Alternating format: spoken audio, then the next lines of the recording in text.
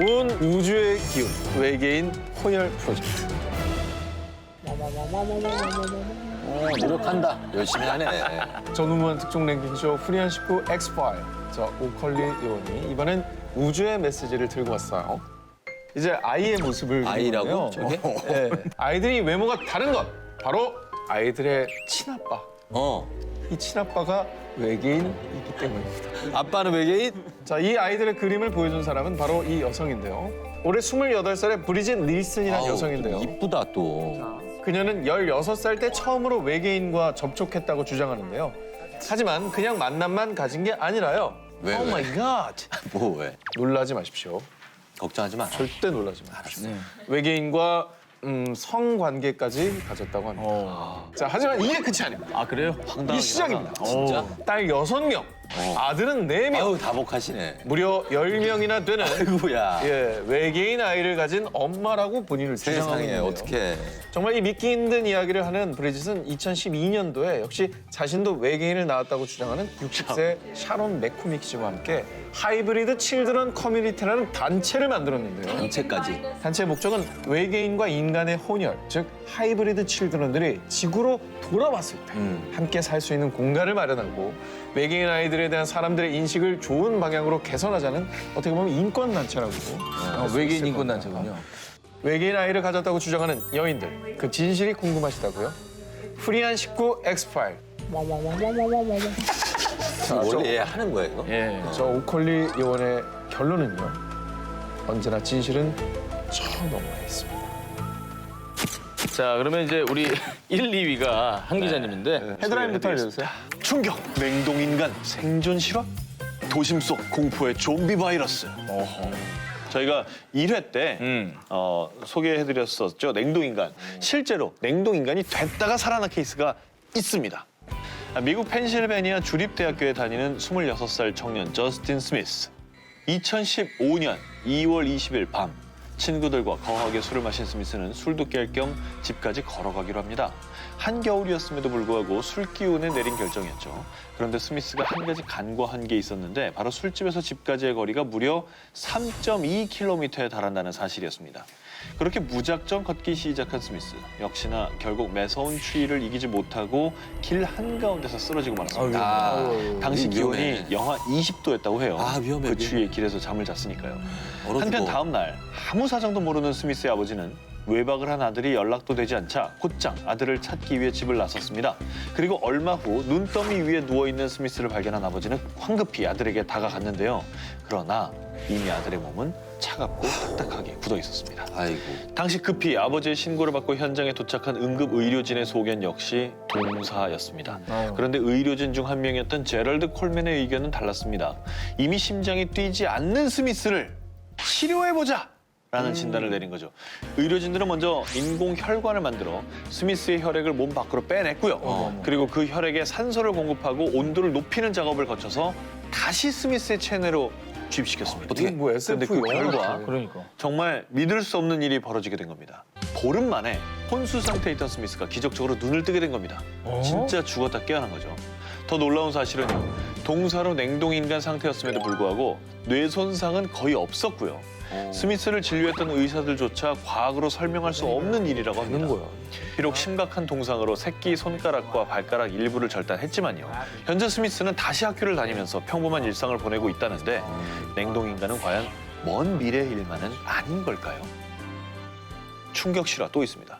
공포 영화에 자주 등장하는 좀비처럼 자기 자신을 죽은 시체라고 믿는 사람들이 있습니다.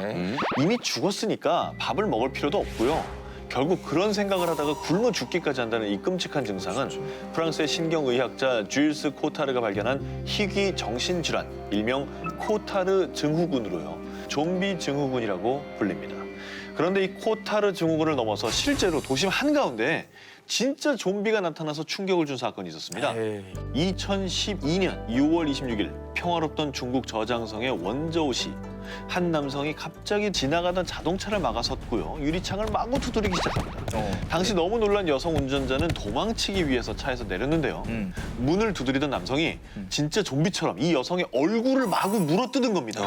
남성은 현장에 도착한 경찰에게 바로 체포가 됐지만 이미 여성의 코와 입술 일부분이 잘려나갔고요. 코를 잘랐어. 중국에서 일어난 이 끔찍한 사고가 더욱 충격을 주는 이유가요. 비슷한 사건이 한 달 전 미국에서도 발생했기 때문에 똑같은 게 있대. 2012년 5월 26일 미국 마이애미 고속도로에 갑자기 나타난 남성 루디 유진. 노숙자였던 로널드 포포의 얼굴을 물어뜯은 사건입니다. 신고를 받고 출동한 경찰은 루디 유진에게 수차례 경고를 했지만요. 경찰이 보는 앞에서도 잔혹한 행동을 멈추지 않았고요. 심지어 경찰이 쏜 총알을 맞고서도 계속됩니다. 진짜 좀비네. 그래서 결국 6발이나 쐈고요. 죽음에 이르러서야 그 행동을 멈출 수 있었습니다. 이거 너무 충격적이야. 그러나 이미 피해자 얼굴의 약 80%가 뜯겨나간 상태였고요. 여러 언론들은 이 사건을 보고 피의자 루디 유진이 마약을 복용한 후에 범행을 저질렀다라고 보도했지만 부검 결과 마약으로 확정지을 단서를 찾지 못했다고 합니다. 믿거나 말거나 역시 선택은 당신의 몫입니다. 이미 방정이네. 그렇게 남 이름을 읊더니 데자뷰 현상이. 지금 뭐 하는 거야? 우리끼리 노는 거예요. 저희 맨날 이러고 놀아요. 뭐 하는 시간이지, 영어로 탓소를 부린다. 2017년 1월 1일 밤 전 세계가 새해를 맞이하며 파티를 벌이고 있던 그때 리처드 크리스찬스는요 미국 애리조나주의 도시 피닉스의 한 길거리에서 찍은 이 사진을 추적합니다. 뭐야? 어머, 뭔가 보이죠? 무조건 악마인데? 악마잖아. 무슨 영화에 나오는? 누가 봐도. 자, 크기도 여기 한 3, 4m? 그게 뭐지? 뭐 다양한 의견들이 나오고 있는데요. 이 사진이 SNS에 올라오자마자 순식간에 무려 약 6만 번이 공유되면서 감론을박 엄청난 논란이 일어났습니다. 자, 이렇게 SNS상에서 숱한 논란이 일자 미국의 주요 매체 폭등 채널 USA 오늘 등에서는요. 형체 크기는 집채만 하고 또 날개와 머리가 있다는 기사를 실으며 앞다투어 이 사진을 보도했습니다. 자, 그런데 말이죠. 사진을 올린 리처드가 갑자기 사진을 비공개로 전환하면서 현재 이 사진의 정체는 더 큰 미궁에 빠진 상태입니다. 뭐지? 정말 미스터리한데요. 그리고 제가 이 기사를 취재하면서 떠오른 미스터리가 하나 있었습니다. 1960년대 미국 웨스트 버지니아주 일대에 나타났던 이 괴물체. 이게 나타났다고요? 피닉스에 찍힌 괴물체와 모습이 매우 비슷하죠. 비슷해요. 이 괴물체의 이름은 일명 모스맨, 나방맨이고요. 이 모스맨은 1966년 웨스트 버지니아주의 한 묘지에서 처음 목격이 됐고요. 자, 그런데 이 모스맨이 재앙의 불씨가 된 사건이 있었습니다. 1967년 12월에 웨스트 버지니아주의 실버 브릿지가 붕괴되면서 약 46명이 사망하는 큰 사고가 발생했는데요. 근데 이때 다리 위에 앉아있는 모스맨을 봤어요 라며 모스맨 목격자들 속속들이 나타났고요. 자, 참고로 2013년도에는요. 이 모스맨이 칠레에서 목격이 됐는데요. 약간 그 날개도 그냥 일반 생물체 날개라 보기에는 너무 좀 다릅니다, 모습이. 박쥐 같기도 하고. 자, 이 괴 생물체는 칠레 산티아고에서 포착돼 칠레 언론에까지 소개되면서 혹시 곧 재앙이 닥치는 게 아니냐 라며 칠레가 발칵 뒤집혀지기도 했다고 합니다. 무섭네. 에라 모르겠다. 예. I love you. 에라 모르겠다. I love you. 에라 모르겠다. 그만하세요. 이제. 예, 딱 두 줄만 하면 됩니다. 내가 지금 하고 있잖아. 아니, 내 기사잖아. 나 자리 바꿔줘. 아, 나 중간에 여기- 껴가지고 내가 싸우는 여기 게 있어요, 그냥. 아, 너무 힘들어요. 자, 팩트체크 믿거나 말거나 19, 16입니다. 현실판 진격의 거인을 찾았습니다. 자, 이번 기사는요. 제가 사진을 먼저 준비했습니다. 보시죠. 어머, 저 뼈가 너무 크다, 근데. 올리버요? 그렇죠. 저 해골은 거의 사람 몸보다 크잖아요. 머리 하나가. 자, 바로 인터넷에 떠돌고 있는 거인의 유골 사진인데요. 아니, 근데 너무 요즘에 인터넷 기술도 발달이 돼가지고 저거 다 사진 조작. 일 것이다. 난 조작일 것 같아요. 자, 지금 제가 보여드린 사진들은 진짜가 아니라 또 가짜. 뭐야? 바로 진위 여부가 정확하게 밝혀지지 않은 사진들이 있는 건데요. 그래서 제가 지금부터 거인의 존재를 둘러싼 미스터리들을 하나씩 파헤쳐 드리겠습니다. 1912년 5월 4일에 발행된 뉴욕 타임땡 보도에 따르면요. 미국 위스콘신주 남서부에 위치한 레이크 런 농장 근처에서 필립스 형제가 18개의 거대한 유골을 발견했는데요. 발견된 유골의 두개골이 당시 미국인들의 두개골보다 훨씬 컸으며 현재까지는 알려지지 않은 인종이란 내용이었습니다. 그런데 사실 제가 궁금한 건 이 뉴욕타임즈 기사가 진짜인지 아니면 가짜인지 아니면 오래된 거라서 진위 여부는 또 역시 논란이 되고 있다고 합니다. 자, 그리고 미국뿐이 아닙니다. 2012년 스위스 바젤에 살고 있는 그레고르 스포일이라는 사진작가가 무려 약 38cm나 되는 손가락 사진을 공개했는데요. 저게? 끝에 손톱 봐요. 어우, 저게 어떻게 손가락이야. 징그러워. 자, 이 손가락은 1960년대 이집트 고분을 두고라도 한 노인에 의해 발견됐다고 하는데요. 이때 노인이 손가락을 찍은 엑스레이 사진까지 보여주며 진짜 사람 손가락임을 확인시켜줬다고 합니다. 사진 속 손가락이 정말 사람의 손가락이라면 유추된 키가 무려 5m는 될 거라고 합니다. 정말 놀라운 크기인데요. 마지막으로 아프리카의 스와질란드 국경 근처의 한 마을에서 정말 미스터리한 흔적 하나가 발견됐는데요. 저거 봐, 밟아. 발. 저게 발바닥이라고요? 엄지발가락이잖아. 그러네. 찍힌 저거 있죠? 크기는 무려 120cm, 웬만한 초등학생 키 정도 크기인데요. 알려진 바에 따르면 발자국이 찍힌 화강암의 측정 연대가 무려 2억에서 3억 년 전이라고 합니다. 예. 참고로 이러한 증거를 보고도 거인의 존재를 믿지 않는 사람들은요. 거인의 유골이라고 발견된 것들은 실제는 말단 비대증, 즉 성장 호르몬이 과잉 분비되면서 신체 말단의 뼈가 과도하게 증식한 환자들의 유골이라고 주장을 하는데요. 과연 이렇게 세계 곳곳에서 발견되는 거인의 흔적들, 사실 한석준 씨 정도면 사실 거인 축에 좀 들어갑니다. 한석준 씨가 거인이야. 네, 예. 네. 키가 184 정도 됩니까? 4예요. 184. 사예요? 네. 아니 본인 분량을 위해서 키를 뻥튀기를 해. 아니, 키가 되게 커 아니 키가 보이잖아요. 184라는데 정말 안기로 잔뜩이야 진짜. MSG를 알고 왔어. 진짜 방에 쏟아 쳐줘야 부어 아주 돼. 그냥. 저도 팩트 체크 믿거나 말거나 15입니다. 인체 자연 발화 사건. 이 인체 자연 발화 현상은요. 아무런 외부의 요인 없이 사람의 몸이 갑자기 스스로 불타버리는 현상을 말하는데요. 1951년 미국 플로리다주에서 일어난 일명 메리 리저 할머니 사건. 의자에 앉아 잠을 자던 메리 할머니 단 몇 시간 만에 한쪽 다리와 검은색 신발만 남기고 약 4kg의 잿더미로 변해버린 사건입니다. 정말 놀라운 건 할머니를 한 줌의 재로 만들어버릴 정도의 엄청난 불길이 일었음에도 불구하고 의자 옆에 스탠드, 방 안의 가구는 멀쩡했다고. 혼자 탄 거야. 진짜. 혼자 탄 거야. 그렇죠. 여기서 끝이 아닙니다. 아일랜드 코너트주 골웨이에 사는 76살의 마이클이라는 남성이 거실에서 불에 타 죽은 채 발견됐습니다. 역시나 몸의 대부분이 재가 돼버렸지만 남자가 누워있던 자리와 바로 위 천장을 빼고는요. 그 밖의 것들이 멀쩡했다고 하고요. 마이클의 사체를 부검한 검시관은 그가 인체 자연 발화로 죽었다고 결론을 내렸다고 하는데요. 그런데 놀랍게도 이 인체 자연 발화 현상을 겪고도 목숨을 건진 사례도 보고됐는데요. 1974년 11월 미국 조지아주의 사바나를 여행 중이던 의류 외판원 잭 엔젤.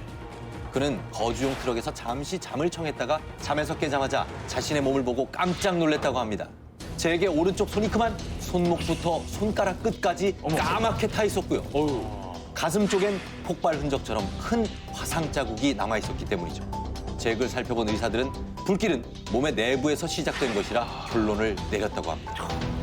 과연 사람의 몸은 스스로 발화를 일으킬 수 있을까요?